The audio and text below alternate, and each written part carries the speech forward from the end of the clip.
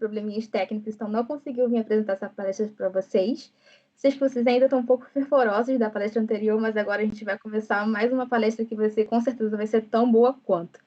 Daniel Rocha é Tech Manager na PebMed e vai trazer aqui para a gente um pouco como é a tecnologia por trás de uma das health techs que mais cresce no Brasil. Tá animado, Daniel? Com certeza, tem muita coisa boa aí para a gente falar hoje. Beleza, então vamos começar, galera? Vamos lá.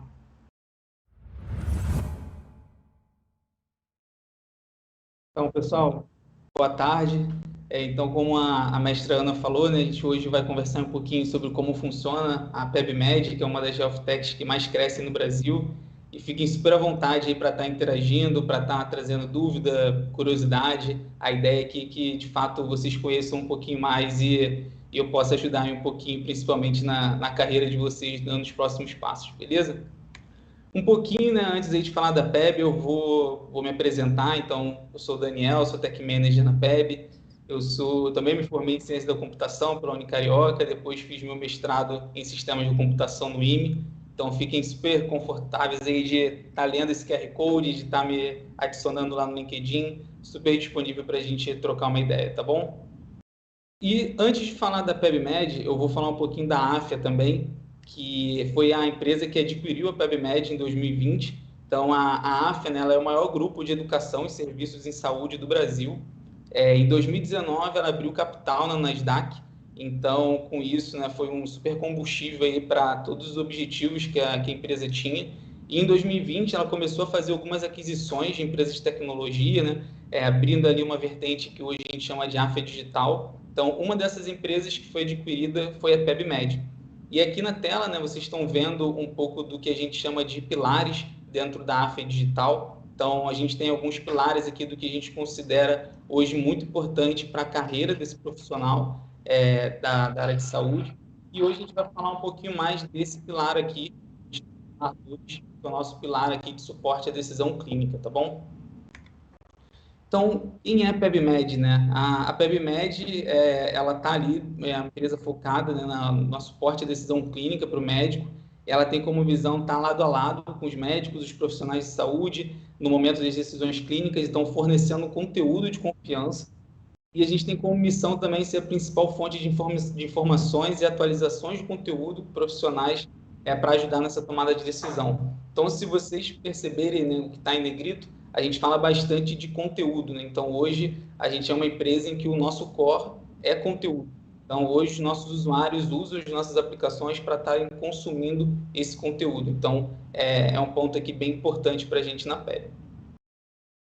Então, eu vou falar um pouquinho, né, de alguns produtos que a gente tem na PEB, né? Então, o Whitebook, ele hoje é o nosso principal produto. Ele é uma aplicação para auxiliar o médico ali na tomada de decisão clínica. Ele está disponível para Android, para iOS, e também tem uma versão web. Então, hoje, o Whitebook ele tem, em média, ali, 160 mil usuários ativos no mês, que é o que a gente chama aqui de MAU, que é o Monthly Activity Users. A gente tem uma projeção, né, de estar atingindo 57 milhões aí de receita anual em 2021. Hoje o nosso modelo é um modelo de assinatura, então a gente tem um modelo freemium, né? A gente tem conteúdos que são de graça e alguns conteúdos que para o médico ter acesso ele precisa fazer uma assinatura. A gente tem uma base hoje de em média 120 mil assinantes. A gente tem um NPS, né, que é o Net Promoter Score de 85, é uma métrica que a gente usa para estar entendendo o quanto que os usuários, né, estão engajados com a nossa marca, o quanto que eles estão satisfeitos com o nosso produto.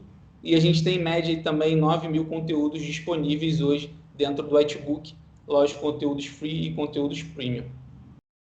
A gente tem um outro produto, né, que é um pouco mais recente do que o Whitebook, que é o Nursebook, que ele é voltado para os profissionais, né, para toda a comunidade de enfermagem, para auxiliar também ali nos cuidados dos pacientes, nos protocolos, na assistência com medicamentos.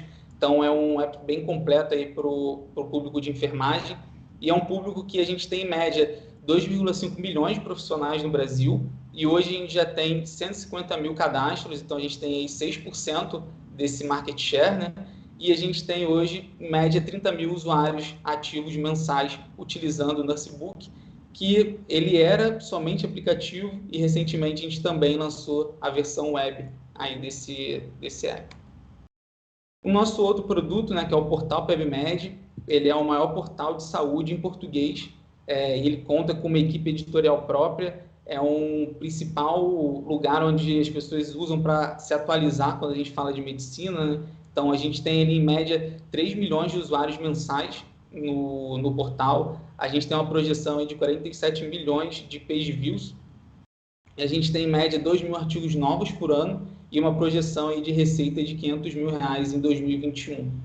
Então, aqui é um pouquinho, né, dos nossos produtos, só para não começar a falar da parte técnica, sem vocês conhecerem um pouquinho do contexto dos produtos que a gente trabalha, tá?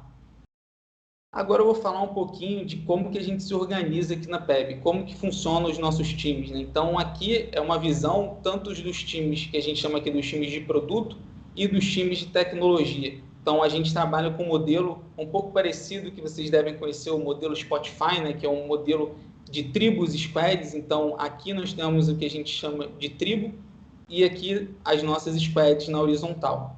Então, nada mais são do que as tribos, né? São contextos maiores, em que a gente tem alguns objetivos bem definidos para esses contextos, e as squads, né, são times multidisciplinares que vão trabalhar em outros pequenos objetivos que vão ajudar a alcançar o objetivo final aqui dessa tribo.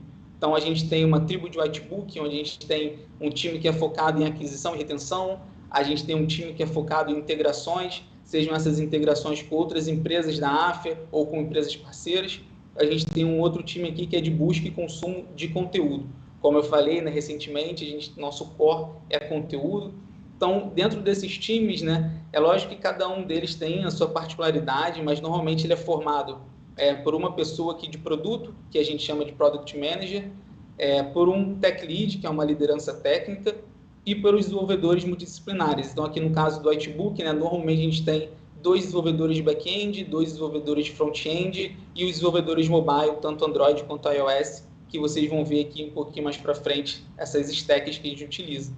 Quando a gente fala aqui do contexto de tribo, né, a gente tem uma pessoa de produto que a gente chama de GPM, que é o Group Product Manager, e o Tech Manager, que no caso sou eu, olhando para um contexto de tribo, fazendo a gestão das pessoas que estão dentro de todos esses squads. Então, é um pouquinho de como a gente se organiza, né? Então, aqui vocês podem ver que a gente tem algumas tribos que são cross-produto, então elas fazem coisas que envolvem mais de um produto. Então, um exemplo aqui é nosso time de assinatura, né? Agora ele acaba que está envolvendo somente o Whitebook, porque a gente não cobra mais assinatura no Nursebook, mas antigamente a gente tinha também um modelo de assinatura no Nursebook, então era um time aí que estava envolvido em mais de um produto. Agora falando um pouquinho da nossa stack, né? Essas setinhas elas não representam aí de forma fiel como essas coisas todas aqui se comunicam. A gente deixou aqui de uma maneira um pouco mais simples para ficar um visual melhor, né? Então, a gente separa um pouquinho nas nossas aplicações que tem interface com o usuário, na nossa camada de serviços, na nossa camada de dados e uma camada de ferramentas de suporte. Então, quando a gente fala aqui da camada de interface com o usuário, né, são aqueles produtos aqui que vocês viram, né, Nursebook, Whitebook, Portal, e a gente tem alguns outros produtinhos aqui internos também. Então, a gente tem o Nursebook, que hoje ele está em React Native. Então, tanto o aplicativo Android quanto o aplicativo iOS, ele está em React Native. A gente tem o Whitebook para a versão iOS, ele está em Swift. E tem um Whitebook para a versão Android que está em Kotlin. Então, a gente tem essa diferença dos nossos produtos mobile, né? Que o Whitebook ele é nativo e o Nursebook ele é híbrido. Então, a gente tem também, né, o portal PebMed, que hoje ele está em WordPress, então a gente utiliza bastante aí o PHP ali no portal. A gente tem uma ferramenta aqui de back-office, que é o nosso admin, que também está em PHP. Então, é uma ferramenta que principalmente o nosso time aqui de CX, né, que é o Customer Experience, usa bastante para estar ajudando no atendimento aos usuários, para estarem dando cupom, para estarem verificando assinatura, verificando cadastro. A gente tem o Whitebook na versão web, que ele estava em Angular e a gente está com um processo de migração para o React. É um processo aí de migração que foi bem interessante aqui para a gente. A gente está aí terminando ele em dezembro. E a gente usou algumas técnicas que eu vou falar um pouquinho mais para frente também para a gente estar conseguindo fazer esse deploy em partes, né? Então, hoje, Se alguém for usuário aí do Whitebook, pode ser que algumas telas que vocês naveguem vão estar em React e outras telas vão estar em Angular, e isso você não precisa se autenticar novamente, você não precisa fazer nada, fica ali imperceptível para o usuário. A gente acabou não botando aqui ainda, né, mas a gente também lançou o Nursebook Web, e o Nursebook Web ele já nasceu com o React, e foi bem interessante porque a gente está conseguindo reaproveitar aí diversos componentes entre uma aplicação e outra, e a gente está usando bastante o Storybook para isso. Não sei se alguém aí já trabalhou com Storybook, mas está sendo um aprendizado legal aí para o time da PebMed. A gente tem uma outra ferramenta chamada CMS, que é a nossa ferramenta de gestão de conteúdo. Então, como eu falei para vocês, né, conteúdo é algo core aqui para a PebMed, então a gente tem um CMS próprio nosso, que está em PHP com Laravel, então é uma ferramenta aí bem importante para a gente também, que é onde corre toda a nossa esteira aí de produção de conteúdo. E a gente tem uma versão web também do nosso portal de assinatura, né? Então, como eu falei anteriormente, tanto o Whitebook quanto o Nursebook, eles tinham um modelo de assinatura, e a gente pensava em ter uma assinatura PebMed, né? Então se você assina um, assina outro, mas a gente com o passar do tempo foi vendo que não era o melhor modelo de negócio, então a gente acabou um pouco esse modelo de negócio, mas a gente manteve uma aplicação separada, então é uma aplicação hoje que está em Vue.js. Quando a gente fala aqui das camadas de serviços, né, a gente tem ali alguns microserviços rodando, então a gente tem diversas APIs separadas por contexto, então a gente tem aqui uma API para autenticação, uma API para assinatura, uma API para o nosso contexto de medicamentos e por aí vai. Tem muito mais do que só essas que estão aqui, e hoje todas elas estão em Node.js, né? Então a gente tinha algumas que ainda estavam em PHP, e a gente fez essa migração. Eu não vou falar todas, porque tem uma que ainda está em produção ali com um endpointzinho em PHP, então quase todas já estão em Node, e foi uma tomada de decisão aqui do time, mas isso também a gente sempre gosta de frisar com o time, né, que não inviabiliza uma nova API vir em outra linguagem, utilizando outro framework, uma outra tecnologia, tanto que a gente já teve alguns spikes aqui com coisas em Ruby, em Python, mas hoje é um pouco da nossa realidade aí, esse contexto bem forte com o JavaScript no back-end também. Quando a gente fala aqui da camada de dados, né? Antes de eu falar da camada de dados, quase que eu esqueci, eu não sei se vocês repararam que todas as nossas aplicações, né, que ficam hospedadas na web e o usuário tem algum tipo de acesso a ela, seja um acesso ali via interface ou um acesso via alguma requisição, algo do tipo, a gente tem um camarada aqui chamado Edge Server, né? Que na verdade é o nosso Nginx, que a gente hoje utiliza bastante o Nginx para trabalhando com proxy reverso e como load balancer ali das aplicações também. Então, por conta do Nginx que a gente consegue hoje ter o Whitebook Web rodando algumas rotas com Angular e outras rotas com React. Porque hoje, antes do usuário de fato estar batendo aqui no Whitebook, ele está batendo no nosso Nginx, então lá a gente faz algumas validações de qual é a rota que ele está indo, como que esse usuário está sendo identificado, e ele é redirecionado ou para o Whitebook em React ou para o Whitebook em Angular. Agora falando aqui um pouquinho da camada de dados, né? Hoje a gente tem aí o nosso MySQL, que é o nosso banco de dados principal, que é o PebMed Apps. A gente tem um banco de dados também MySQL do portal, que já veio por conta do WordPress. A gente tem também o Elasticsearch, né, que é o nosso banco ali de documentos. E o que a gente usa do Elasticsearch hoje? Então, a gente usa um conglomerado de ferramentas, né, que é o ELK, que é o Elasticsearch, o Logstash e o Kibana, para a gente estar fazendo toda a nossa parte de log. Então, quando a gente faz algum log aqui em alguma aplicação, ela, na verdade, manda aqui para um servidor de log que tem um Logstash. O Logstash ele vai processar aquele log, vai validar ver se aquele log, esse log está válido, está dentro do nosso padrão. Então, eu vou salvar ele no Elasticsearch e a gente tem o Kibana para estar visualizando todos esses logs. Então, hoje, uma maneira da gente fazer um tracing de um usuário, né, que passou... Imagina um usuário que fez uma requisição, ele passou pela API Auth, depois foi na page de prescrição e depois foi na page de conteúdo. Para a gente ter uma visão única, né, do ciclo de vida desse usuário numa requisição, a gente tem um Request ID e hoje a gente consegue visualizar isso pelo Kibana. A gente tem algumas visualizações lá que facilitam a gente estar fazendo esse debugging a partir de log. A gente também tem aqui o Prometheus, né, que na verdade é um time series. A gente usa bastante ele para estar armazenando algumas informações, principalmente de infraestrutura. Então, daqui a pouquinho vocês vão ver também alguns gráficos que a gente tem de monitoramento. E o S3, né, que a gente guarda ali alguns objetos, então imagens estáticas, vídeos, ou próprios sites estáticos, landing pages e etc. E aqui na camada de suporte, né, a gente tem o Zabbix para monitoramento. Então, a gente fala que o Zabbix é uma ferramenta de monitoramento mais ativo.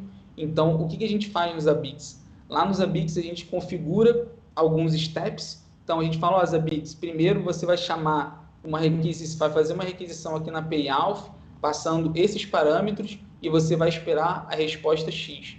O segundo step vai ser chamar a API conteúdo, passando esses outros parâmetros, esperando a resposta Y. Então, a gente faz algumas simulações de uso do usuário, né? Um usuário fazendo login, um usuário consumindo um conteúdo, e o Zabbix fica ali de tempo em tempo executando e fazendo essa simulação. E a gente configura alguns períodos, né, de tempo para, se a gente tiver alguma resposta diferente do que era esperado, ele vai mandar um alerta para a gente lá no Slack, via e-mail, ou onde a gente quiser configurar, dizendo, ó, tem alguma coisa errada aqui nesse step que foi configurado, tive uma resposta errada nesse período de tempo.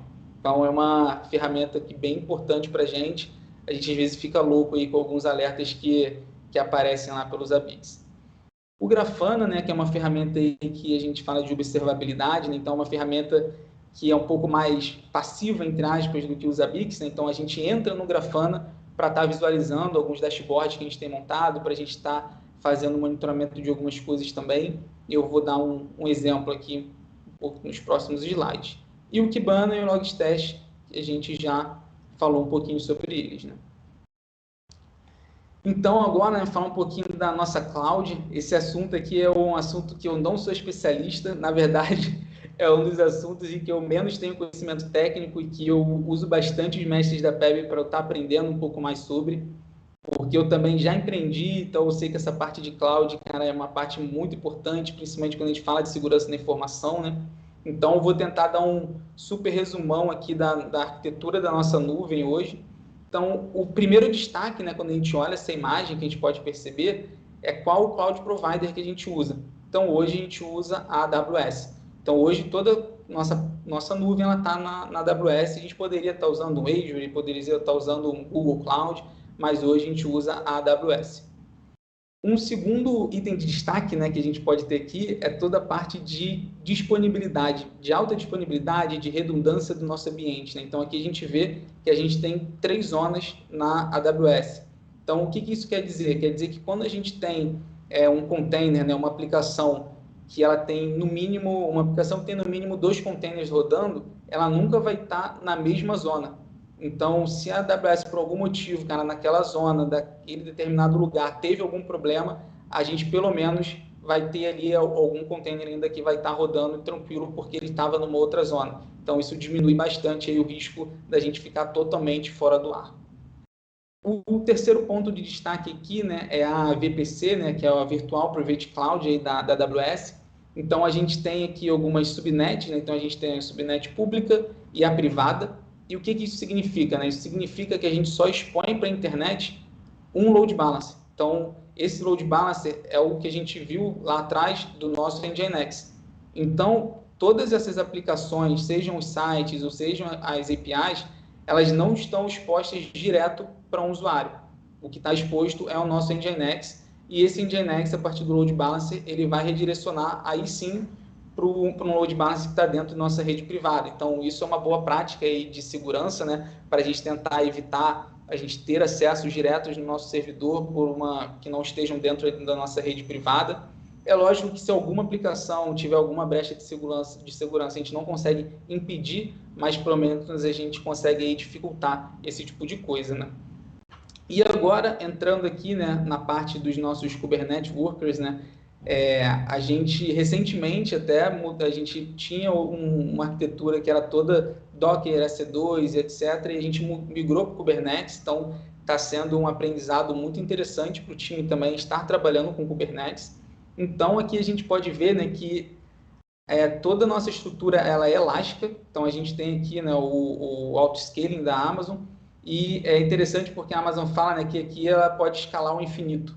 Então, a gente sabe, né, que o infinito é um termo bem esquisito de usar, porque a gente tem recursos físicos finitos, né, mas é um termo utilizado aí pela própria AWS.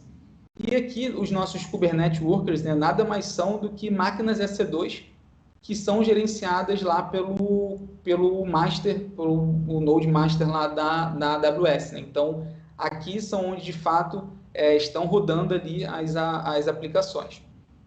E quando a gente está falando um pouquinho mais do Kubernetes, né, gerenciado pela AWS, a gente tem aqui um pouco do Application Composition e do Kubernetes Components, né?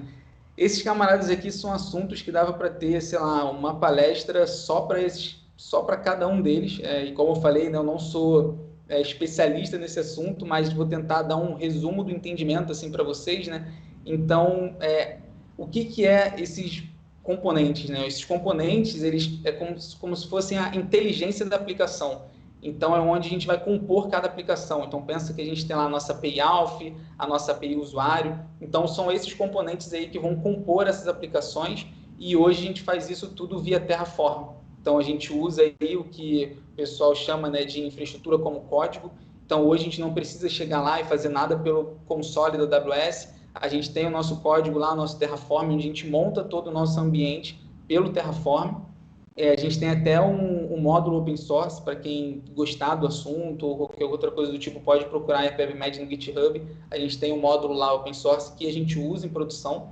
Então, e a gente tem aqui também, né, na verdade, eu confundi, tá? O que eu falei agora do Terraform é um Application Composition, tá? E os componentes aqui do Kubernetes, que a gente tem o Linkerd, o Prometheus, etc., são os componentes em que a gente consegue trazer um pouco de inteligência para a gente estar colhendo alguns dados. Então, a gente usa esses camaradas aqui para estar pegando métricas, para estar monitorando ali, seja o nosso cluster ou as nossas aplicações que estão lá dentro.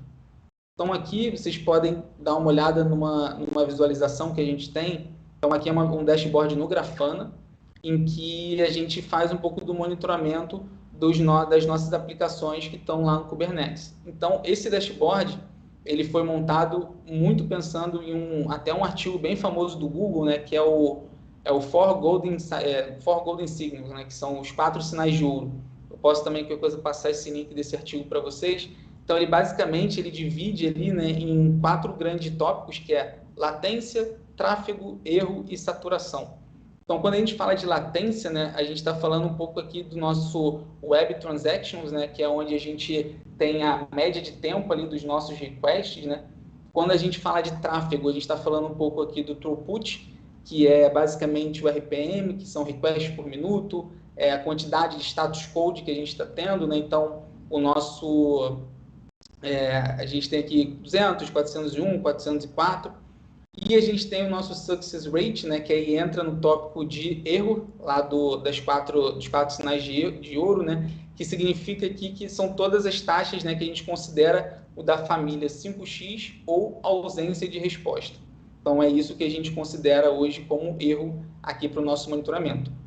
E quando a gente fala aqui também, né, do nosso histórico de scaling, né, então a gente viu que aqui a gente não teve nada fora do normal que demandou a gente precisar estar escalando muito o nosso ambiente. Então, por mais que a gente tenha falado no slide anterior, né, que a gente pode escalar ao infinito, entre aspas, isso tem um custo. Então, é sempre importante a gente ter ali também o nosso mínimo e o nosso máximo. Então, nesse caso, a gente tem aqui um mínimo de 2 containers e um máximo de 20 containers. Então, a gente está até chegando aí perto, né, da Black Friday, que é uma época super importante aqui para a gente na PEB, por mais que a gente não seja varejo, é um momento em que provavelmente se essa print aqui tivesse sido tirada num período de Black Friday, a gente não ia ter só 2 containers rodando. E aqui alguns outros gráficos também, né, pegando o tópico de saturação ali dos 4 sinais de ouro, né? Então, é a quantidade de recurso que a gente tem disponível, quantidade de recurso que a gente está utilizando. Então, aqui também tem algumas coisas no mínimo detalhe que eu não sei até hoje explicar muito bem, como, por exemplo, principalmente esse gráfico aqui, mas é um gráfico super importante que também gera alguns tipos de alerta para a gente se a gente tem X de memória RAM, X de CPU e a gente está usando Y, pode ser algo importante ali para a gente ficar de olho. Então, agora eu vou falar um pouquinho de processos, né, dos processos que a gente tem aqui na PEB, e eu quis trazer um exemplo para vocês do que a gente tem de CI e de CD, né, para quem não está muito familiarizado. o que a gente chama de integração contínua e entrega contínua, né? Então, para os projetos que a gente tem web, sejam eles os sites, as APIs, a gente usa bastante o GitLab CI para isso. E a gente já usa o GitLab, né, como repositório de código aqui para a gente, mas para as nossas aplicações mobile a gente usa o Bitrise. A gente utilizava antes o GitLab CI, mas ele tinha muita demanda de infraestrutura e muitas coisas para a gente estar atualizando o SDK, etc., que demandavam tempo do nosso time mobile, que a gente viu que no Bitrise existem lá diversos plugins que a própria comunidade vai atualizando, é bem plug and play, então é bem mais simples aí para a gente estar utilizando e ajudou bastante o nosso time. E para tentar trazer um exemplo prático, né, eu trouxe aqui um exemplo de um caminho feliz, de uma feature que a gente vai estar fazendo numa aplicação nossa mobile. Então, a gente tem lá o nosso Git, né, o nosso repositório, a gente tem o nosso branch master, a gente tem o nosso branch develop. Então, o master significa o que está em produção e o develop é o nosso ambiente ali de homologação. Então, pegando um cenário em que a gente vai desenvolver uma nova feature, né, então a gente tem aqui uma nova feature para conteúdos de cardiologia. Aqui a gente também usa sempre um padrão com o prefixo da tarefa do Gira, que eu vou falar um pouquinho mais do Gira lá na frente, para a gente estar conseguindo fazer um link do nosso repositório de código com o Gira.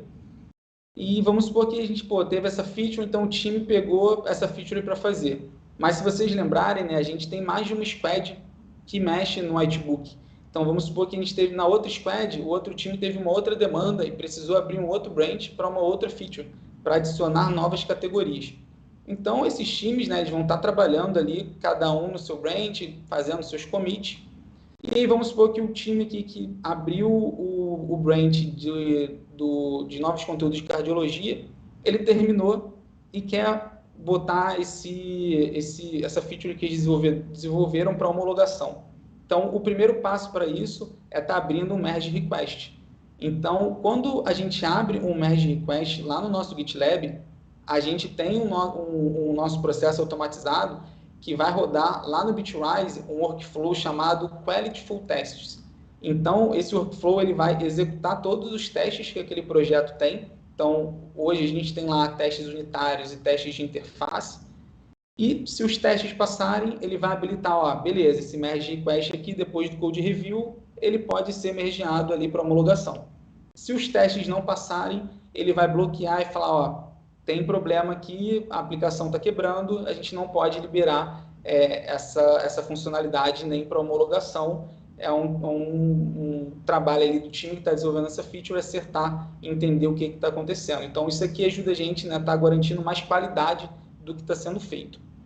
E aí vamos supor, né, que beleza, os testes passaram, outras pessoas fizeram code review e esse merge request ele foi aprovado. Então a gente vai fazer aqui um push em develop e esse push ele vai também gerar um gatilho para um outro workflow que a gente tem, que é o nosso distribution interno Sonar. Os nomes são muito interessantes, né, mas o que esse workflow ele faz? Ele distribui, né, então ele publica uma versão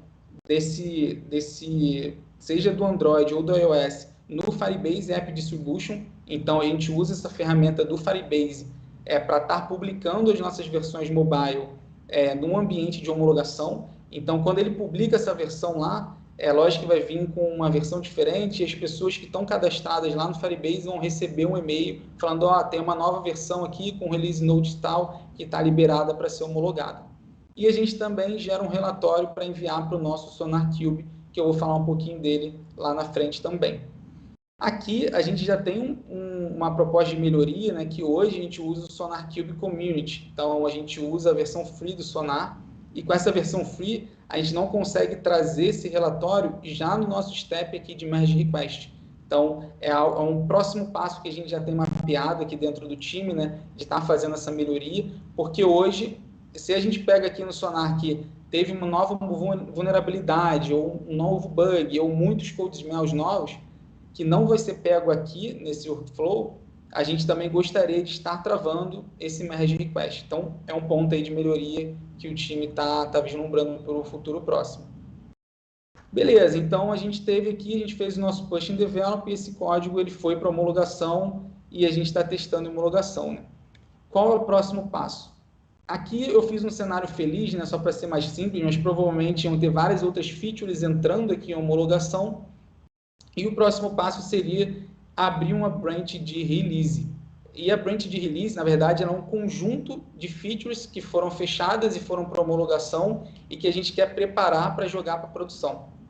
Quando a gente abre esse branch, faz um push nesse branch, a gente gera aqui, triga um workflow, que é o Distribution Store Full Tests. Então, a gente executa novamente aqui todos os testes, então a gente executa o workflow 1 de novo, e aí a gente envia, faz uma distribuição, não mais para o Firebase App Distribution, mas direto para as lojas. Então, no caso do Android, para o Google Play Alpha, e no caso do iOS, para o Test Flight, que também são ambientes de homologação, mas apontando para o nosso ambiente de produção.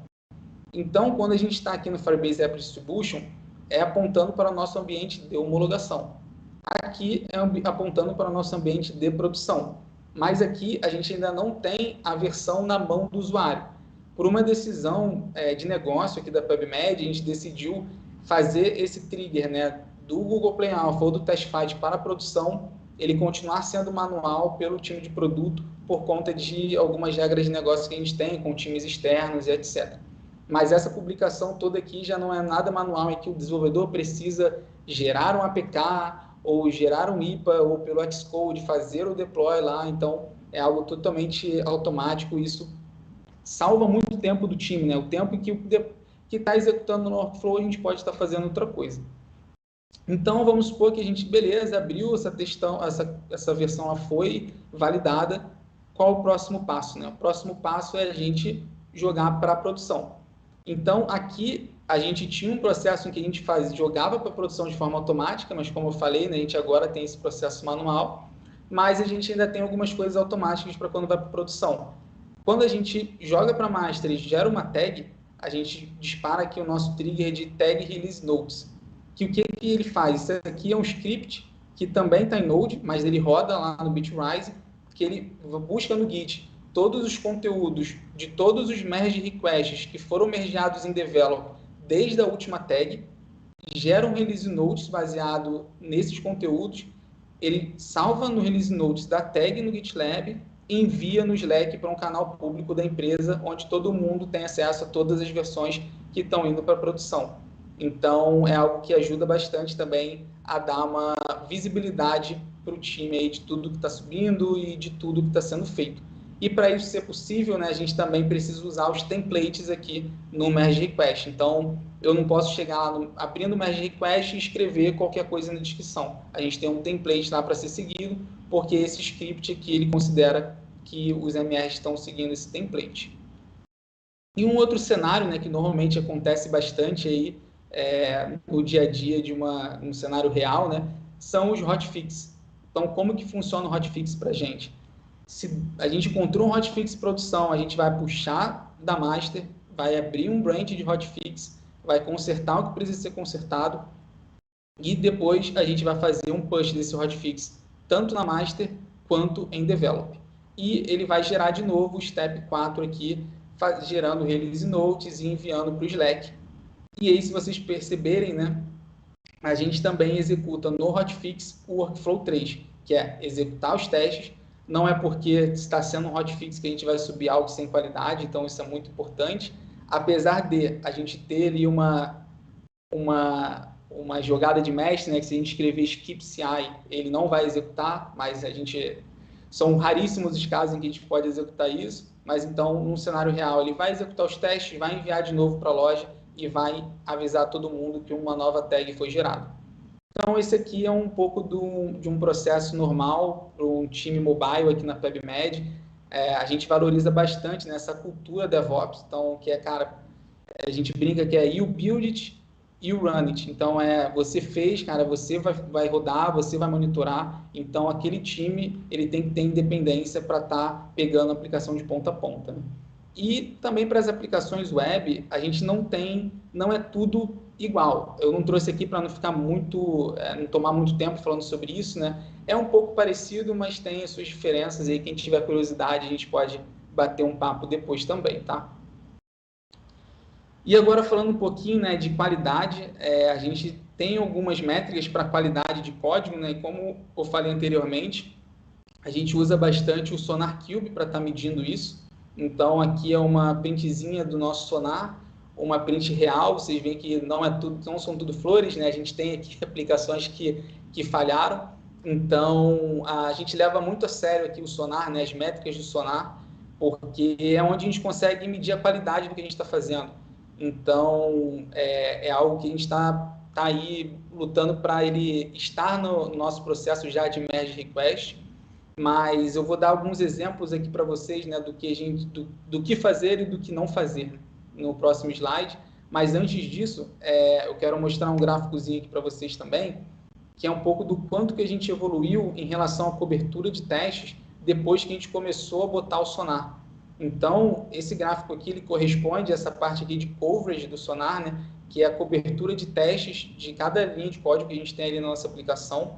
Então, a gente criou uma meta dentro do nosso time de tecnologia, que era a gente conseguir aumentar ali, chegar num determinado percentual de cobertura de testes, e o time ficou, cara, super engajado aí. Quem do time estiver assistindo, parabéns novamente.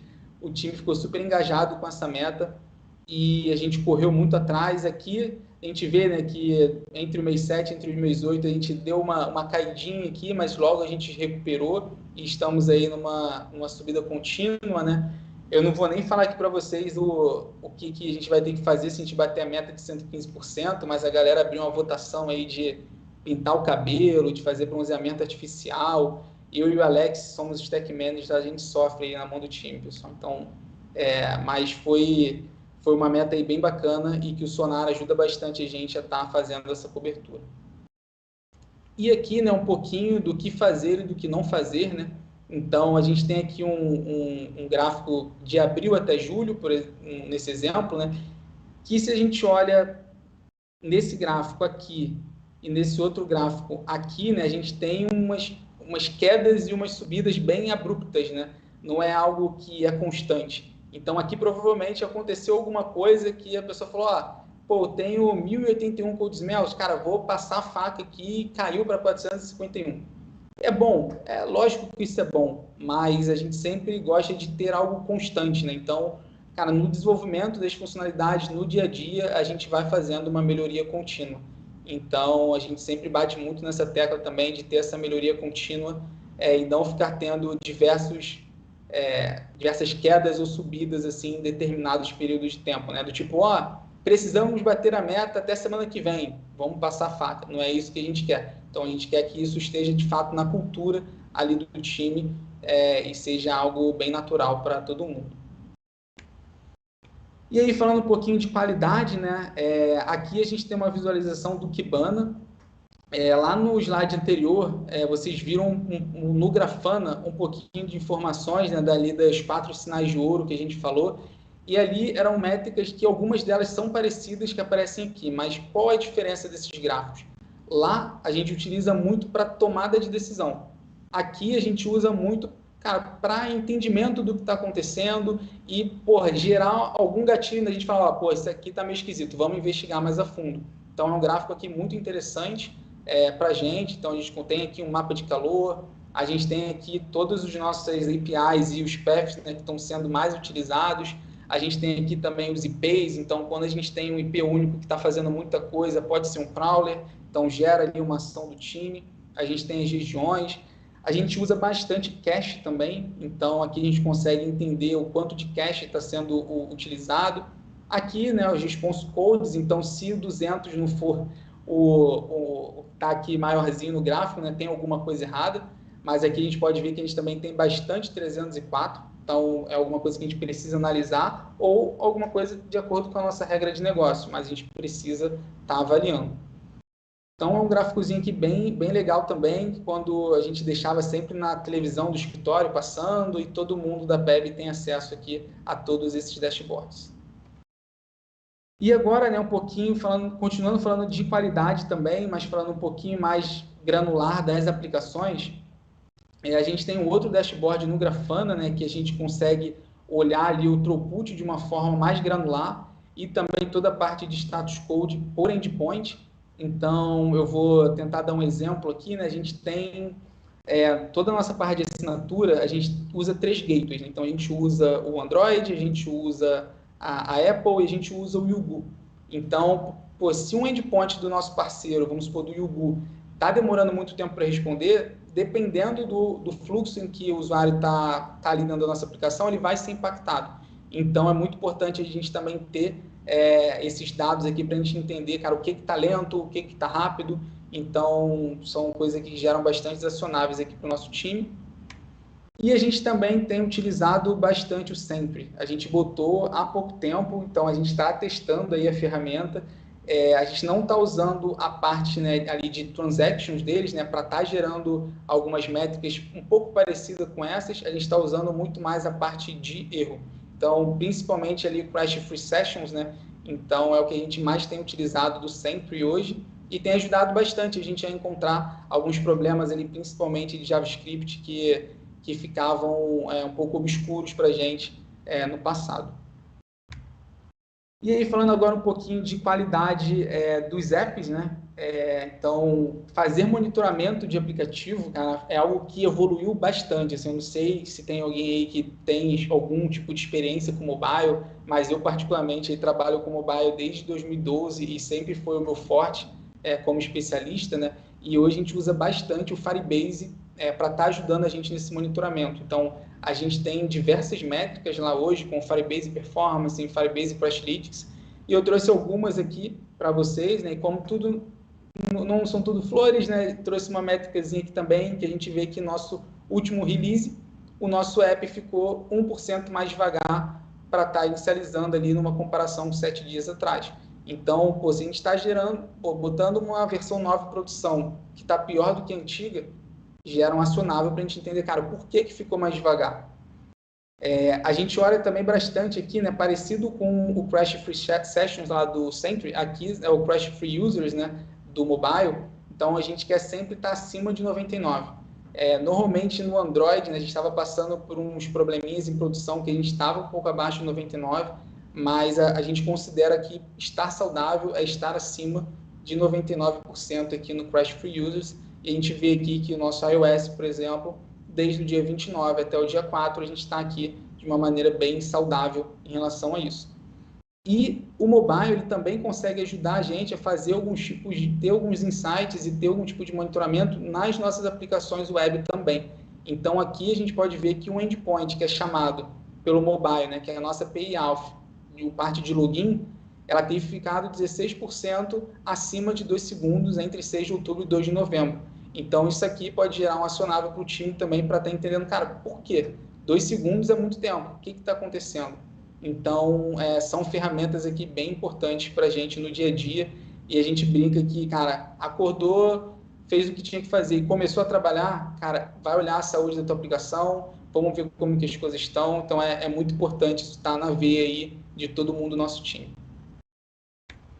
E aí, pessoal, chegando aí no finalzinho, né, vou fazer um compilado um pouquinho das ferramentas em que a gente conversou hoje, né, do pouquinho que a gente falou. Então, a gente falou ali de AWS, todo o nosso cloud provider, né, então tudo de nuvem da PubMed está na AWS. Nosso repositório de código e algumas coisas de CI e de CD estão no GitLab. A gente hoje usa o GitLab on-premise. A gente tem também bastante coisa no Firebase. A gente tem o Grafana. A gente tem o Bitwise para a parte de CI e de CD mobile. A gente tem o SonarQube Community, que é onde a gente está querendo aí dar o nosso próximo passo. A gente tem ali o Zabbix para monitoramento e o Sentry para estar ajudando a gente também ali na parte de monitoramento das aplicações web. E tem algumas outras ferramentas também que a gente utiliza bastante no dia a dia, que não apareceram aqui, mas eu acho legal falar, como por exemplo o Swagger. Então a gente utiliza bastante o Swagger para estar fazendo toda a documentação das nossas APIs.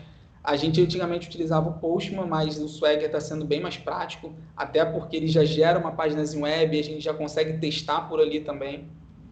A gente usa hoje o Nexus para repositório privado, né? Então, vocês viram que a gente tem diversas APIs, né? Então a gente tem a API Auth, a API Assinatura, a API Content, E todas as aplicações, elas têm algumas coisas em comum. Então, por exemplo, log.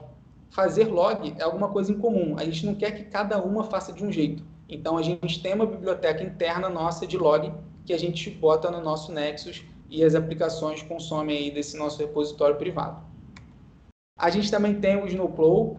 Cara, o Snowplow foi uma história muito legal da PebMed com o Snowplow aí para a nossa área de dados. Eu acho que, cara, dá uma palestra inteira só para falar de Snowplow, de tudo que a gente tem aqui hoje. Eu gosto sempre de dar um exemplo, né, que hoje a gente se considera uma empresa data-driven, né, então orientada a dados. A gente tem até uma área de dados que ela é separada da área de tecnologia hoje, apesar de serem áreas que andam muito em conjunto, né?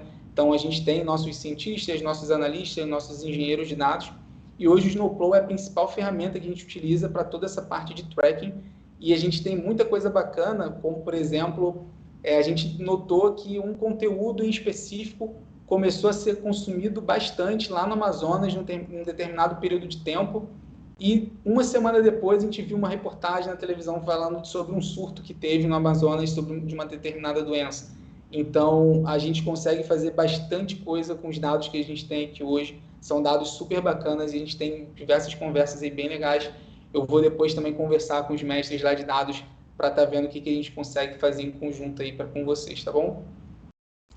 Como eu falei anteriormente, né, a gente também tem o Gira, que é a nossa ferramenta aí de gestão de atividades, onde a gente também faz várias integrações aí com o GitLab para estar tentando automatizar alguns processos. A gente tem o Branch, que é uma ferramenta aí de apoio para o time de marketing, né? Então, principalmente para growth. Então, a gente usa bastante a parte de deep link ali do Branch. A gente também tem a Braze, que foi uma ferramenta que a gente implementou recentemente. A gente utilizava o Mixpanel e botou a Braze para estar fazendo toda a parte, né, que o pessoal chama de life cycle. Então, a gente impacta o usuário com push, com INAP, com e-mail, com diversas outras coisas utilizando a Braze. Então, uma ferramenta aí bem importante para a gente também. E o Utrecht. O Utrecht, eu não lembro, lá, não sei se vocês vão lembrar, né, lá dos primeiros slides do Whitebook, que a gente falou que a gente tinha 85 de NPS, que é o nosso Net Promoter Score, a gente usa essa ferramenta, que é o Utrecht, para estar medindo isso. Então, o usuário, né, enquanto ele está usando a aplicação, às vezes sobe, aparece um formulário lá para ele dar uma nota, para ele dizer se ele recomenda, o que ele não está gostando. Então, é uma ferramenta aí super importante para a gente aqui na PEB também. E aí, pessoal, obrigado aí para quem ficou até agora. Espero que a gente tenha uma discussão super legal agora de dúvidas, curiosidades. E eu gosto sempre de lembrar, ó, temos vagas, a gente tem bastante vaga aberta, cara, para diversas áreas, então dá uma conferida aí, escaneia o QR Code. Se alguém não conseguir escanear, pode me chamar, que eu passo o link direto, mas não deixem de dar uma conferida lá. E também podem me procurar no LinkedIn, vamos bater um papo, tem bastante coisa legal aí para a gente fazer junto.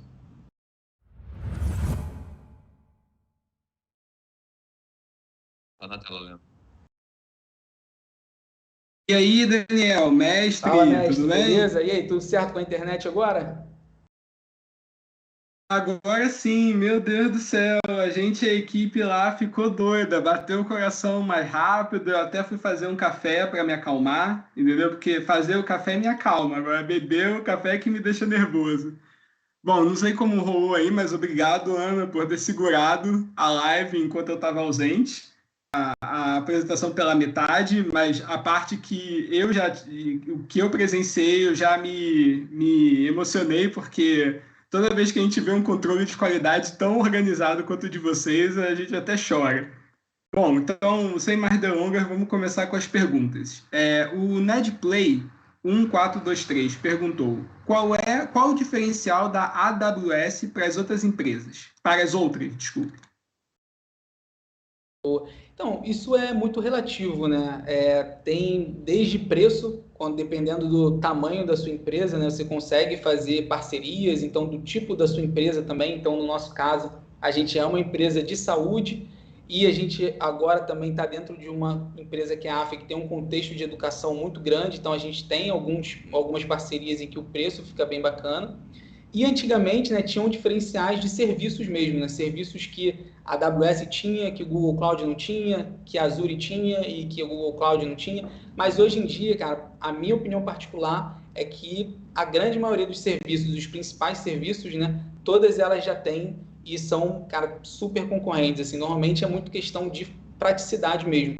Então, eu, por exemplo, quando eu estava empreendendo, né, eu usava o Google Cloud muito por conta de conhecimento técnico que eu tinha de experiências antigas, então eu optei pelo Google Cloud por conta do meu conhecimento técnico. Eu acho que hoje, quando a gente fala, né, de disponibilidade, que acho que é um dos principais pontos, né, como segurança, etc., elas estão bem lado a lado ali, acho que já evoluiu bastante.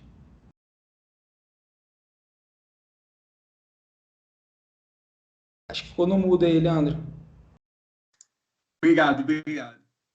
A Ana Letícia perguntou: por que vocês decidiram trocar o back-end para Node.js? Boa. Isso aí já rendeu várias polêmicas, vários assuntos, mas no geral a gente tinha bastante problema com PHP e eu não quero nem entrar no mérito se o problema era com o PHP ou se era com o nosso time que não sabia utilizar o PHP da melhor forma, porque dificilmente o problema é com a linguagem ou com o framework, né? Então foi uma decisão muito baseada no nosso time e no mercado também. Então a gente viu que o mercado estava muito mais agressivo e tinha muita mais gente no mercado com esse tipo de stack, e então foi uma decisão aí que pesou bastante. Problema com PHP, me identifico. Bom, uma pergunta minha. Eu não sei se você participou do nascimento de alguma métrica, mas como é que é o processo de vocês pensarem numa métrica para controle de qualidade? Como vocês sentam e decidem isso?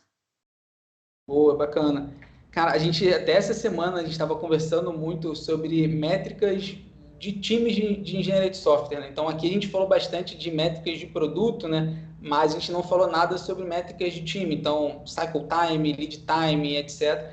E a gente normalmente a gente não quer reinventar a roda, né? Normalmente a gente vai, cara, na literatura, em outras empresas e entende, cara, o que que o mercado está utilizando e não só o que está utilizando, mas por quê.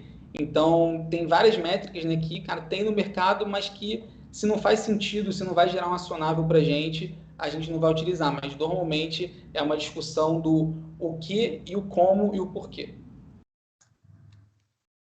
Bom, Joyce Rangel perguntou: boa tarde, Daniel. Na sua opinião, qual o requisito mais importante de uma health tech? Pode botar mais de um também, no caso.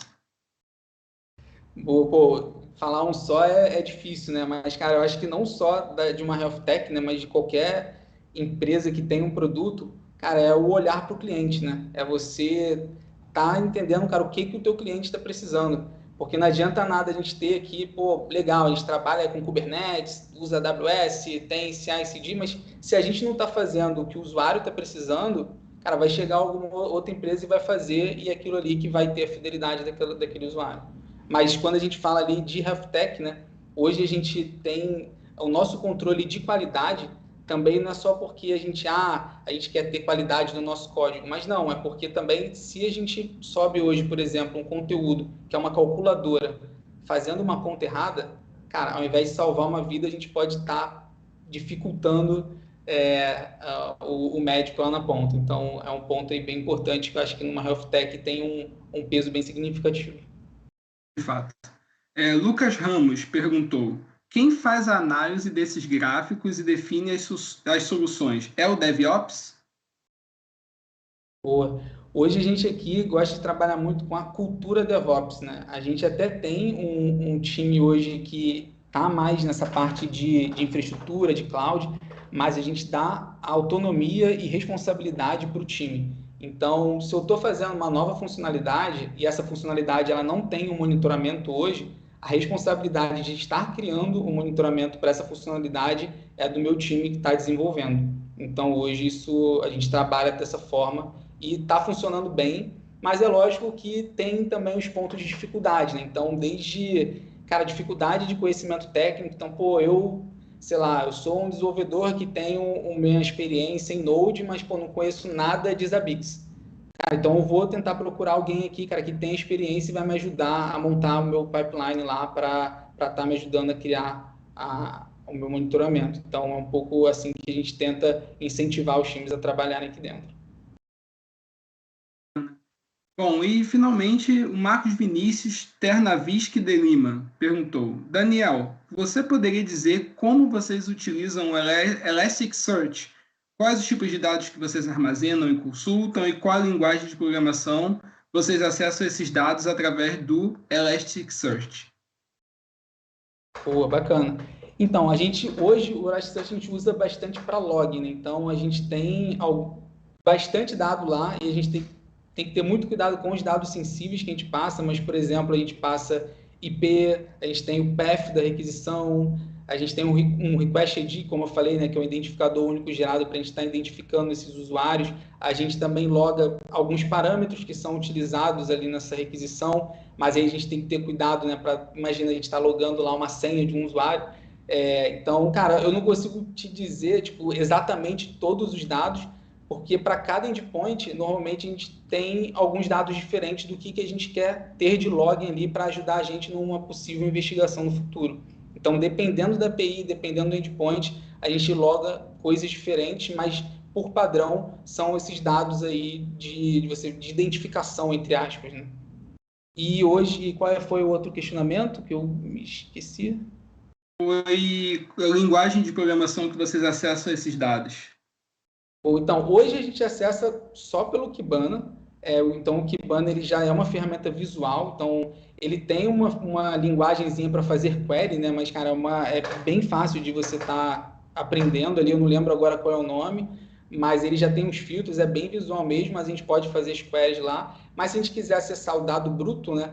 Então, por exemplo, a gente tem a retenção desses dados do Elasticsearch também. Então, a gente tem uma retenção para algumas APIs de 60 dias, para as outras APIs de 30 dias, mas até porque, como a AFIA está na Bolsa Americana, está, né, na Nasdaq, a gente tem diversas auditorias aqui dentro. Uma delas é a SOX, que é uma auditoria bem pesada, então a gente tem que ter também todos esses dados guardados aí durante anos. Então, a gente tem uma automação também que passou o tempo de retenção para ficar ali no Elasticsearch, ele já joga para o Glacier lá da AWS, que é onde tem os dados um pouco mais frios, né? E a gente pode, cara, simplesmente ler esses dados, né, sei lá, até via linha de comando, se a gente quiser. Mas hoje, porque eles são dados ali, considera como dados de texto, né, entre aspas, mas num formato em que a gente configurou ali no Logstash. Mas hoje a gente vê bastante pelo Kibana, que é bem visual mesmo.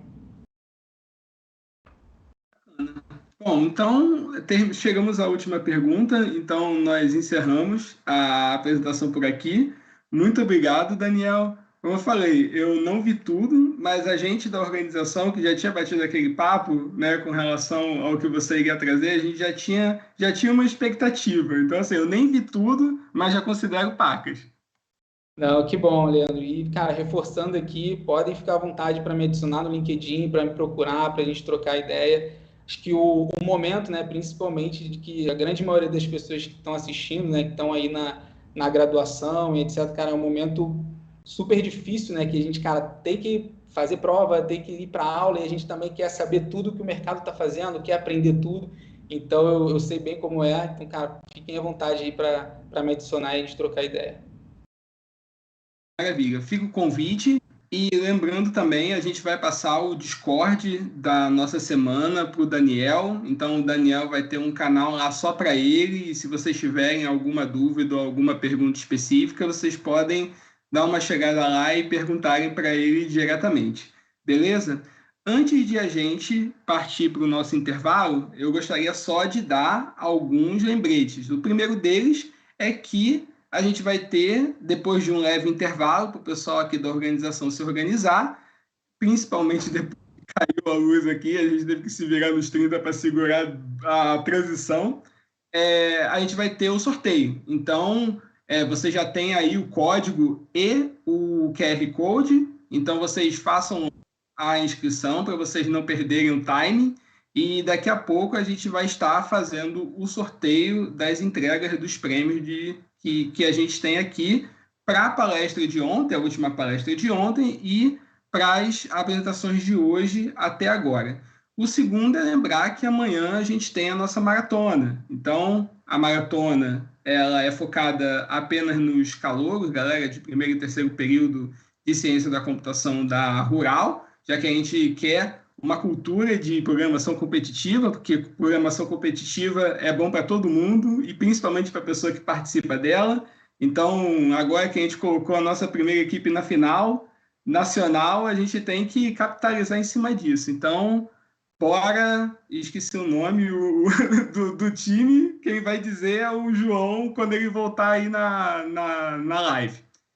E, por fim, falar sobre a pesquisa da professora Lígia Passos, aproveitando, né, que a gente está que a gente está fazendo a apresentação aqui de uma Health Tech, falar sobre a pesquisa da professora Lígia. A pesquisa é Saúde Mental e Qualidade do Sono de Estudantes de Ciência da Computação durante a pós-pandemia de Covid-19. É uma pesquisa continuada, então essa pesquisa já está rolando há um bom tempo, pelo menos uns 2 anos, se eu não estou enganado, e é uma pesquisa muito importante. É muito bom que o curso de Ciência da Computação da Rural tenha uma professora que esteja se dedicando a realizar pesquisa nessa área. A professora Lígia tem muito interesse na área de pesquisa da felicidade, e sintomas como depressão e qualidade de sono e ansiedade durante esse momento de pandemia, né? Especialmente no nosso curso de Ciência da Computação, que a gente já sabia que a prevalência era alta e na pandemia isso pode ter se potencializado.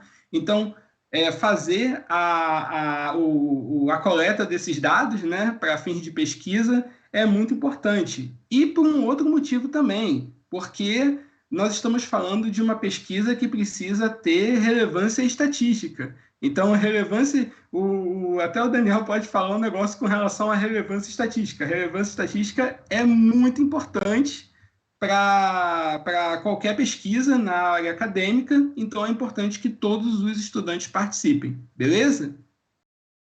Bom, mais uma vez eu gostaria de agradecer ao Daniel, muito obrigado por ter vindo. Valeu, pessoal. E nós vamos para o intervalo agora, então até mais, até logo, aliás. Tchau, tchau.